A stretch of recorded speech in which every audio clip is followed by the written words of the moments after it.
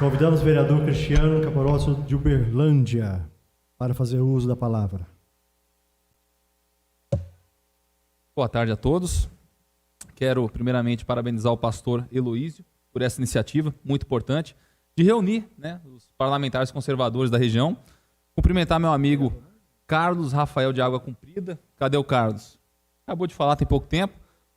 Meus colegas da Câmara Municipal de Uberlândia, pastor Neemias Miqueias, pastor Anderson Lima, dois guerreiros que sempre nos ajudam muito lá nessa questão da defesa do conservadorismo. É muito bom não estar sozinho nessa guerra, E como é bom poder falar aqui com pessoas que comungam das mesmas ideias, Eu sei que nesse momento eu estou falando para pessoas que acreditam em coisas que eu também acredito, Tem pastores aqui e o conservadorismo é a nossa defesa. Existem dois tipos de conservadorismo: o metafísico e o empírico. O metafísico é aquele que advém do cristianismo mesmo. O cara que é cristão e que não sabe que é conservador não entendeu nada a respeito de conservadorismo. Porque a pessoa, quando ela é cristã, ela defende os valores que são inerentes à sociedade brasileira hoje, os valores da família, a honra, segue os 10 mandamentos, então, naturalmente, já adota uma postura conservadora. E tem o conservadorismo empírico, que é aquele que advém da evolução da história humana, desde a época aí da Revolução Francesa, onde surgiu o termo direita e esquerda, dos jacobinos contra os gerundinos. E o que os jacobinos falavam? E eu quero que os senhores prestem muita atenção nisso, porque eu sei que a grande maioria aqui é cristão, Os jacobinos falavam o seguinte, através de Robespierre, que eles só iriam parar a revolução quando o último rei fosse enforcado nas tripas do último padre. Essa é a mentalidade revolucionária que também está presente no comunismo, porque é exatamente a gênese do pensamento revolucionário. Então, nós enfrentamos o mal em sua face mais pura dentro da política. E eu não tenho nenhum tipo de restrição de falar isso e ser taxado de radical. Até porque a esquerda adora isso, Quem aqui em algum momento não foi chamado de fascista, de machista, de racista, de misógino? Esses dias eu me posicionei contra um projeto de lei na Câmara Municipal da Marielle Franco, E teve gente que falou que eu era racista por causa disso. Só lamento. Eu não vejo a cor da pele não gosto de vagabundo ou vagabunda, de bandido, de quem apoia o tráfico de drogas e provavelmente foi assassinada por ele, Então a gente tem que saber tomar essa posição. E não é natural. Não é fácil. Porque a tendência natural do indivíduo, em qualquer diálogo, é procurar pontos de convergência. Quando a gente conhece pessoas novas, quando a gente passa o nosso dia a dia nos relacionando no ambiente de trabalho ou até na rua com outras pessoas, a gente sempre procura pontos em comum para poder tocar uma conversa. E no meio político não é diferente. Quando nós estamos lá na hora do café, na hora dos corredores da Câmara Municipal, a gente não fica xingando esquerdista. Eles chegam do nosso lado, bom dia, boa tarde, tudo bem? Olha, vereador, nós temos que aprovar um projeto aqui, vamos tentar fazer isso. E a nossa tendência psicológica é de buscar uma convergência. Mas não existe convergência possível entre o bem e o mal. E nós vivemos uma guerra espiritual. Eu prefiro ser taxado por essas pessoas como radical do que ceder um dedinho que seja, um passo que seja, para eles. Porque a gente sabe que toda a ideia, antes de ser em potência, ela foi primeiro em germe. Na década de 90, quando eu era menino, ninguém falava em casamento gay. Ninguém falava isso. Eu não sou contrário a duas pessoas do mesmo sexo se relacionar. Como cristão eu sou, mas como político, cada pessoa tem a sua liberdade. O livre-arbítrio faz parte do cerne do cristianismo. A pessoa tem que fazer o que é certo porque ela crê e em agradecimento ao sacrifício de nosso Senhor Jesus Cristo. E não por imposição. Não é assim que a coisa funciona. Agora, peraí. Aonde nós nos perdemos? Porque na década de 90 isso era algo impossível. Hoje em dia, a gente está discutindo Se um marmanjo, que porque diz que acha que é uma boneca, pode utilizar o banheiro de uma mulher, tá de brincadeira? Que palhaçada é essa? Colocando as nossas mulheres e as nossas crianças em risco de serem estupradas. Não podemos permitir que isso aconteça. E as nossas vozes, e eu sei que muitos dos senhores, ou todos aqui, estão indignados com esse PL que foi aprovado pela Assembleia de Minas Gerais, nós devemos nos levantar contra esse projeto de lei e mostrar dos municípios até a Assembleia de Minas, até o governo do Estado de Minas Gerais, que nós não compactuamos com isso. E que as nossas mulheres, as nossas crianças não ficarão em risco enquanto nós estivermos aqui. E eu vou além. Eu já falei em tribuna, pastor Anderson viu isso, pastor Neemias também. Se um projeto desse for aprovado, só lamento. Se for a minha mulher que estiver no banheiro, se for a minha filha que estiver no banheiro, o sujeito que entrar lá está em risco de vida. E a culpa vai ser do governador e dos deputados que votaram essa porcaria.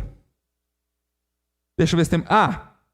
quero aqui fazer um parêntese do deputado federal Júnior Amaral, meu parceiro conservador que está lutando uma batalha ferrenha em defesa do conservadorismo lá na Câmara dos Deputados. Não é fácil, ele queria estar presente aqui, mas por causa da agenda não foi possível. Ele cumprimenta aí o pastor Heloísio pela iniciativa.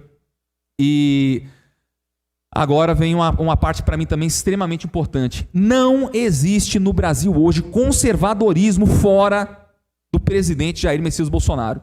Nós éramos conservadores antes dele? Sim, eu era. Eu escrevo sobre conservadorismo desde 2012. O presidente Bolsonaro ficou mais conhecido a partir de 2017, apesar que eu conhecia ele desde 2007. Porque quando eu servi o Exército em Brasília, eles me apresentaram a pessoa do deputado Jair Bolsonaro, não pessoalmente, mas a obra dele.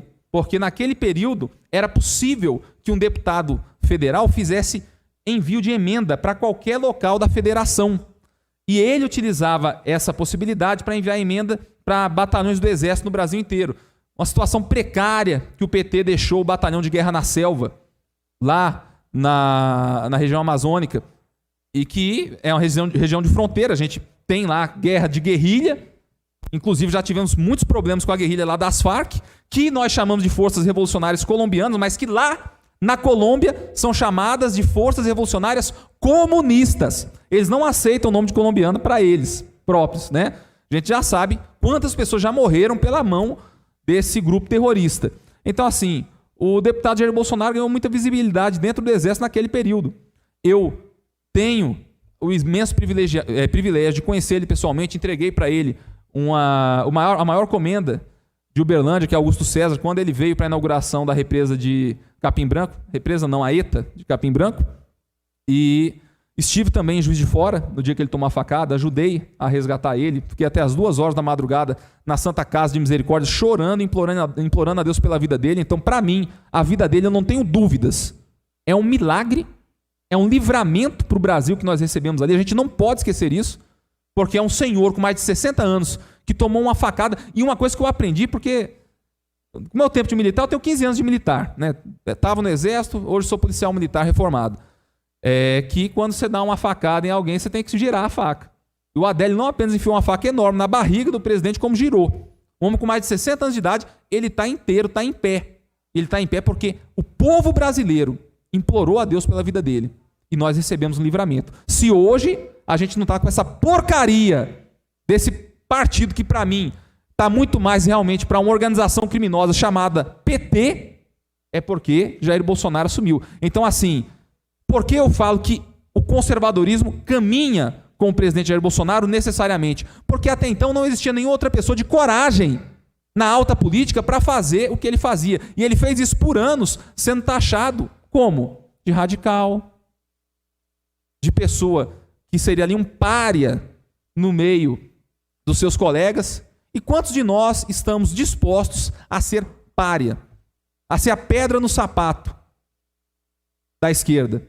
Para a esquerda olhar para a gente e falar, pô, que cara chato aquele vereador ali. Foi isso que o Bolsonaro fez. E eu desconheço o nome de qualquer pessoa hoje que seja presidenciável, que tenha 1/10 da disposição e da coragem do presidente. Porque eu próprio não teria, eu me pergunto, eu acredito que eu não teria coragem de tomar uma facada e sair à rua do jeito que ele sai. Quando ele veio, ano passado, a Araguari, lá no batalhão ferroviário, né, porque ele está enchendo o nosso país de ferrovias, eu fiquei ao lado dele, lá no posto da PRF, por 1 hora, sem avisar ninguém. Pessoas ficaram passando do lado dele. E eu ali, tenso. Por quê? Né? Gato escaldado tem medo de água fria. Uma vez eu estava do lado dele, ele caiu no chão. Fico com medo, pô, de alguém cometer um atentado contra ele. Mas cada pessoa ali, 1 hora de carro passando, pessoal, presidente, obrigado. Presidente, não desista. Presidente, nós estamos com o senhor. Siga firme, presidente. Por aí a gente vê qual que é o melhor instituto de pesquisa que nós temos. É só ficar do lado do presidente e sair nas ruas com ele, para ver o tipo de recepção que ele tem. Então nós precisamos apoiar esse homem, porque a luta que ele enfrenta é uma luta descomunal, é uma luta desigual. E vamos juntos, gente, colocar o Brasil acima de tudo e que Deus nos ajude. Muito obrigado pela oportunidade. Fazendo o encerramento desta parte, e já prosseguindo nós para o término do fórum, vereador Cristiano Caporetto. O governador Romeu Zema foi eleito na época da campanha falando em Bolsozema, falando que caminharia ao lado do presidente Bolsonaro. E o que ele fez? Ele fez lockdown no nosso estado. E a gente sabe que o presidente falou que a economia e a questão do combate ao vírus deveriam caminhar lado a lado. Em momento nenhum se defendeu o fechamento do comércio. O Zema não honrou com a palavra dele. O Zema prometeu para a segurança pública, e eu como policial militar não posso deixar de falar isso, que cuidaria das polícias que foram humilhadas pelo bandido e pior governador da história de Minas Gerais, Fernando Pimentel, ex-terrorista. E ele cancelou o reajuste, a recomposição inflacionária de toda a segurança pública. Não honrou com a palavra dele. Agora, Romeu Zema, o senhor prometeu, na sua campanha, ninguém te obrigou a falar isso, que seria contrário à ideologia de gênero. Então, seja homem, honre com a tua palavra e vete essa palhaçada da ideologia de gênero. Obrigado, presidente.